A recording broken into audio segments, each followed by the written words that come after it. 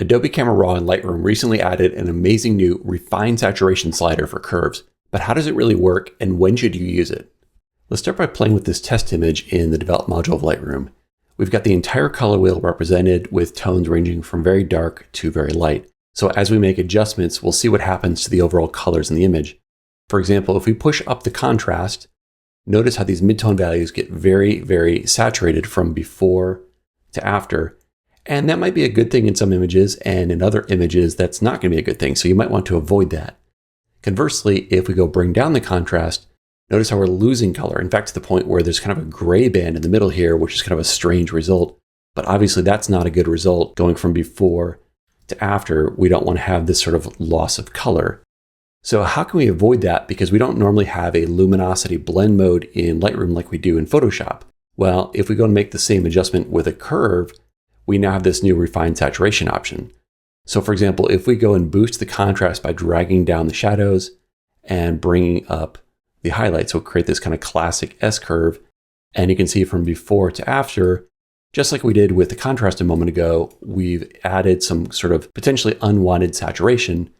But if we grab this refined saturation slider and simply drag it down, we eliminate that. We kind of go back to the original saturation we had.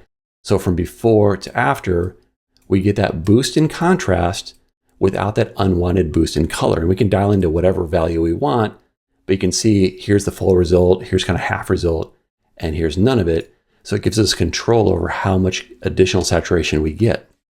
Let's go reset this and try again and take a look at what happens if we were to go and reduce contrast. Remember this sort of grayed things out? Well, if we want to go do that with a curve, we could go boost the shadows and drop down the highlights and create this sort of flat band in the middle. And that's exactly what you see here is this loss of color in the middle, the loss of saturation. But again, if we bring down the refined saturation, we restore that. So we've lost contrast like we wanted without losing that saturation. So from before to after, that's a much nicer result. So in a sense here, this refined saturation, you notice in one case, it increased saturation, and the other it decreased it. It's basically kind of undoing the saturation change. It's a bit like the luminosity blend mode in Photoshop. Let's take a look at a more extreme example. We'll go reset the curve one more time. And what happens if we just invert this curve? We could do something really crazy like solarize it by flipping this.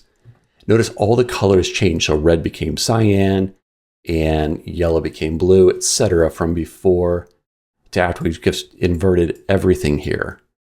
Well, if we grab this refined saturation slider, we can restore the hue and the saturation. So from before to after, we've inverted this without inverting the colors. So even in a really extreme situation, this can be a very powerful tool to avoid some unwanted shifts in hue. Notice that there is no change in the gray values. The refined saturation only affects color. So now let's move on to a real image. In this landscape scene, I've got some pretty saturated values here that I'd like to not push any further, but the image is overall pretty flat. So we need to go and boost the contrast, but ideally without this punchy color here. So instead of working with the contrast, let's go down to the tone curve and do the same thing. I'm going to go grab the target adjustment tool, click on that, go click and drag up a point for my highlights. Something around there is probably about right. Then go find a shadow value like this, click and drag it back down towards that line of neutrality. I don't necessarily need to make it any darker than it was, but just to sort of anchor it, and we get that boost in the highlights going from before to after. But of course we have too much saturation now. So let's go grab the refined saturation slider, bring it down, and you can see how we get that contrast boost with the excess color. And in this case, fully refining the saturation actually desaturated the final result. I think it kind of overshot the target. And that's not uncommon, so we need to go bring this up to the point where visually it feels like about the same result. Maybe something like 35% from before to after feels pretty consistent, or maybe artistically I might push a little higher, closer to 45 or 50, and that feels like a nice punchy result there without going over the top like I had a moment ago with that full range of color.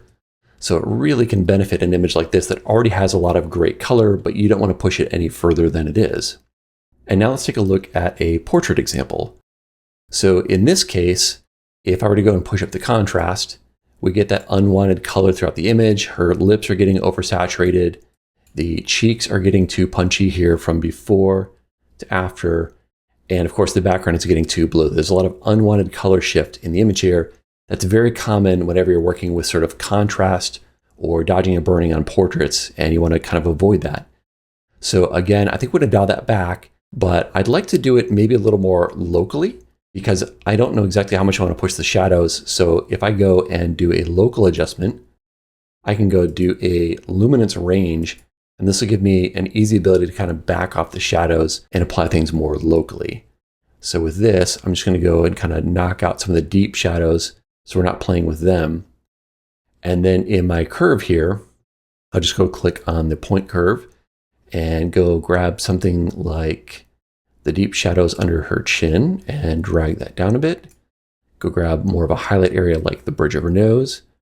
Bring that up to boost the contrast. That may be too much. I can kind of play with that in a moment. But we'll just see from before to after, we've got that unwanted boost in the colors here.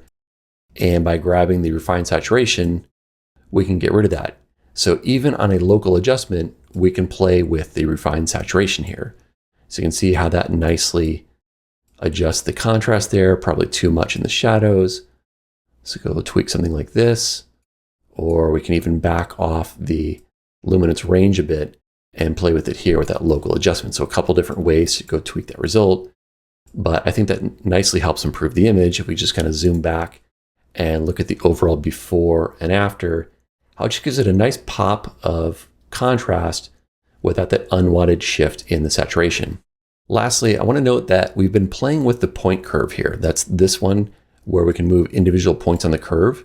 However, if we were on the other types of curves, like a parametric curve, does not have an additional slider for refine saturation. So if you want to go and do something like play with the lights here, well, you might move this and just make a mental note of this curve shape.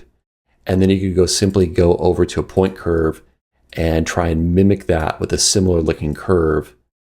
And then from this, go and do your refine saturation. That's kind of a workaround because the tool just simply does not support it in the parametric curves, as well as the RGB curves don't have it as well. But these are really intended more for making deliberate color shifts. Now click on this next video to learn more about working with Lightroom and Adobe Camera Raw.